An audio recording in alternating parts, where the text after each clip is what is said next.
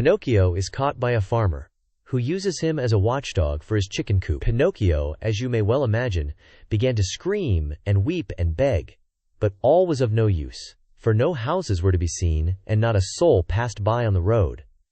Night came on. A little because of the sharp pain in his legs, a little because of fright at finding himself alone in the darkness of the field, the marionette was about to faint, when he saw a tiny glowworm flickering by. He called to her and said, "Dear little glowworm, will you set me free?" "Poor little fellow," replied the glowworm, stopping to look at him with pity. "How came you to be caught in this trap?" "I stepped into this lonely field to take a few grapes and—" "Are the grapes yours?" "No." "Who has taught you to take things that do not belong to you?" "I was hungry." "Hunger, my boy, is no reason for taking something which belongs to another." "It's true." "It's true," cried Pinocchio in tears. "I won't do it again."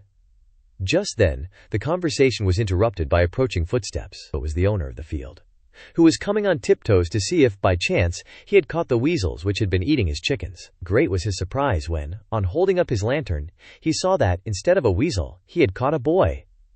"Ah, you little thief," said the farmer in an angry voice. "So you are the one who steals my chickens."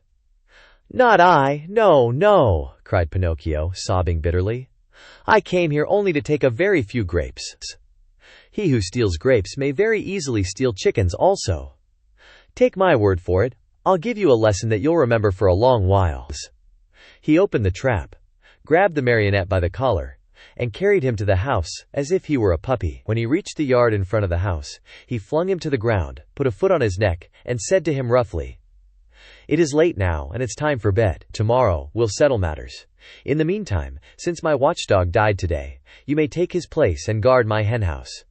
No sooner said than done. He slipped a dog collar around Pinocchio's neck and tightened it so that it would not come off. A long iron chain was tied to the collar.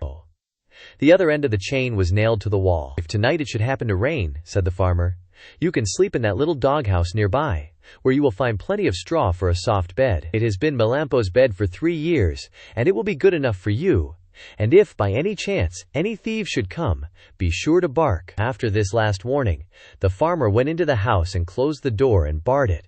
Poor Pinocchio huddled close to the doghouse, more dead than alive, from cold, hunger, and fright. Now and again he pulled and tugged at the collar, which nearly choked him, and cried out in a weak voice, "I deserve it! Yes, I deserve it! I have been nothing but a truant and a vagabond.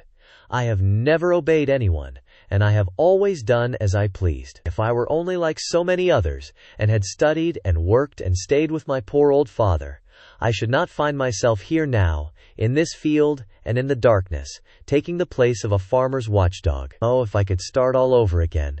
But what is done can't be undone, and I must be patient."